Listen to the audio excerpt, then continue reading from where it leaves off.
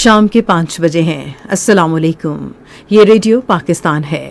آصفہ محفوظ سے خبریں سنیے۔ اہم خبروں کا خلاصہ۔ پاکستان اور چین نے اتفاق کیا ہے کہ علاقائی اور بین الاقوامی سطح پر ہونے والی بڑی تبدیلیوں کی وجہ سے ان کے دو طرفہ اسٹریٹجک تعلقات کی اہمیت بہت زیادہ بڑھ گئی ہے۔ وزیر خارجہ نے تنازع کشمیر پر پاکستان کے موقف کی مسلسل حمایت پر چین کا شکریہ ادا کیا ہے۔ بلوچستان کے ضلع شیرانی کے جنگل میں لگنے والی آگ پر قابو پانے کے لیے جنگلات اور جنگلی حیات کے صوبائی سیکرٹری کی سربراہی میں ایک ٹاسک فورس تشکیل دے دی گئی ہے۔ یوکرین کے صدر نے کہا ہے کہ صرف سفارتکاری ہی ملک میں جنگ ختم کر سکتی ہے۔ اور اب خبروں کی تفصیل۔ پاکستان اور چین نے ترقیاتی حکمت عملی کو ہم آہنگ کرنے کے لیے پختہ عزم کا اظہار کیا ہے اور سی پیک کے تمام منصوبوں کو محفوظ، شفاف اور اعلیٰ معیار سے آگے بڑھا رہے ہیں۔ اس عزم کا اظہار آج کوانگجو میں وزیر خارجہ بلاول بھٹو زرداری اور ان کے چینی ہم منصب کے درمیان ملاقات کے بعد ایک مشترکہ بیان میں کیا گیا۔ فریقین نے چین اور پاکستان کے درمیان معاشی تعاون کی پائیدار ترقی پر اطمینان کا اظہار کیا۔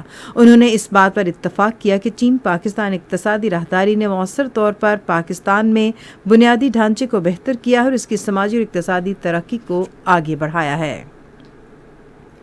دونوں رہنماؤں نے معیشت، تجارت، سرمایہ کاری، صنعت، زراعت، صحت اور سائنس و ٹیکنالوجی کے شعبوں میں تعاون کو فروغ دینے پر اتفاق کیا۔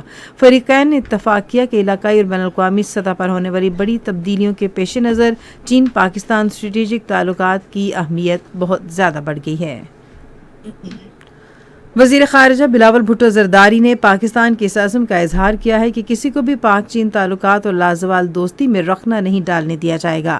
آج گوانگژو میں اپنے چینی ہم منصب وانگ جی کے ہمراہ پریس کانفرنس کرتے ہوئے انہوں نے کہا کہ پاکستان اور چین منفرد اور ہر آزمائش پر پورا اترنے والے دوست ہیں۔ انہوں نے کہا کہ دونوں ملکوں کے درمیان دو طرفہ تعلقات یکجہتی، بھروسے، باہمی تعاون اور احترام پر مبنی ہیں۔ انہوں نے خطے اور دنیا بھر میں امن و استحکام اور ترقی کے حوالے سے کثیر جہتی تعلقات کے لیے پاکستان کے عزم کا اعادہ کیا۔ گزشتہ ماہ کراچی یونیورسٹی میں چینی اسکالرز پر دہشت گردی کے حملے کی مذمت کرتے ہوئے بلاول بھٹو نے کہا کہ اس سنگین جرم میں ملوث مجرموں کو کیفر کردار تک پہنچایا جائے گا۔ انہوں نے کہا کہ ہم ملک میں چینی شہریوں، منصوبوں اور اداروں کے تحفظ اور سلامتی کو سب سے زیادہ اہمیت دیتے ہیں۔ بھارت کے غیر قانونی زیر قبضہ کشمیر میں انسانی حقوق کی ابتر صورتحال کے حوالے سے انہوں نے کہا کہ بھارت غیر مقامی افراد کو آباد ہونے کی اجازت دے کر مقبوضہ علاقے کی مسلم اکثریتی آبادی کا تناسب تبدیل کرنے کی سازش کر رہا ہے۔ انہوں نے مسئلہ کشمیر کے حوالے سے پاکستان کی مسلسل حمایت پر چین کا شکریہ ادا کیا۔ انسانی حقوق کے وزیر ریاض حسین پیرزادہ نے دنیا پر زور دیا ہے کہ وہ کشمیری رہنما یاسین ملک کے یک طرفہ اور دوہرے معیار پر مبنی عدالتی مقدمے اور ان کے خلاف جعلی کارروائیوں کے ذریعے ان کے قتل کی مبینہ اقدامات کا نوٹس لے۔ وہ آج اسلام آباد میں یاسین ملک کی اہلیہ مشال ملک کے ہمراہ صحافیوں سے گفتگو کر رہے تھے۔ وفاقی وزیر نے خدشہ ظاہر کیا کہ بھارتی حکام سزائے موت یا عمر قید کی سزا دینے کے لیے یاسین ملک کے خلاف مضحکہ خیز بنیادوں پر جعلی مقدمہ چلا رہے ہیں۔ پاکستان کی جانب سے اس پر احتجاج کرتے ہوئے انہوں نے کہا کہ پاکستان جنیوا میں انسانی حقوق کی کونسل اور تمام دوسرے عالمی فورموں پر یہ معاملہ اٹھائے گا۔ وزیر اعظم شہباز شریف کی ہدایات پر بلوچستان کے جنگلات اور جنگلی حیات کے سیکرٹری کے زیر قیادت ضلع شیرانی میں جنگل میں لگنے والی آگ پر قابو پانے کے لیے ایک ٹاسک فورس تشکیل دے دی گئی ہے۔ بلوچستان کے جنگلات اور جنگلی حیات کے محکمے نے اس حوالے سے آج ایک رپورٹ وزیر اعظم شہباز شریف کو پیش کی۔ رپورٹ کے مطابق آگ پر قابو پانے کے لیے وفاقی اور صوبائی اداروں کے تعاون سے ایک ٹیم تشکیل دی گئی ہے۔ یوب کے کمشنر نے علاقے میں ہنگامی صورتحال کے نفاذ کا اعلان کیا، جبکہ سیکرٹری جنگلات نے کارروائی کی نگرانی کے لیے ایک کنٹرول روم قائم کیا ہے۔ آگ پر قابو پانے کے لیے ہنگامی امدادی ادارے نے ریسکیو گاڑیاں اور آگ بجھانے کا ساز و سامان فراہم کیا ہے۔ بری فوج نے کارروائی میں معاونت کے لیے 2 ہیلی کاپٹر فراہم کیے اور ایک آرمی بیس کیمپ قائم کیا ہے۔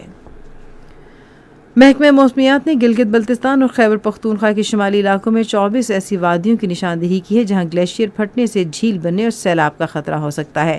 محکمہ موسمیات کے ڈائریکٹر ڈاکٹر خالد ملک کے مطابق درجہ حرارت میں اچانک بہت زیادہ اضافہ اور شدید گرمی کی لہر کے اثرات موسم گرما کے دوران ملک کے شمالی علاقوں میں گلیشیئر پھٹنے اور سیلاب جیسے واقعات میں اضافے کا باعث بن سکتے ہیں۔ यूक्रेन के सदर व्लादिमीर ज़ेलेंस्की ने कहा कि यूक्रेन में जंग का हल सिर्फ सिफारतकारी से मुमकिन है। कौमी टीवी पर गुफ्तगू करते हुए उन्होंने तजवीज़ दी कि तनाज़े का खात्मा सिर्फ सिफारतकारी से मुमकिन है।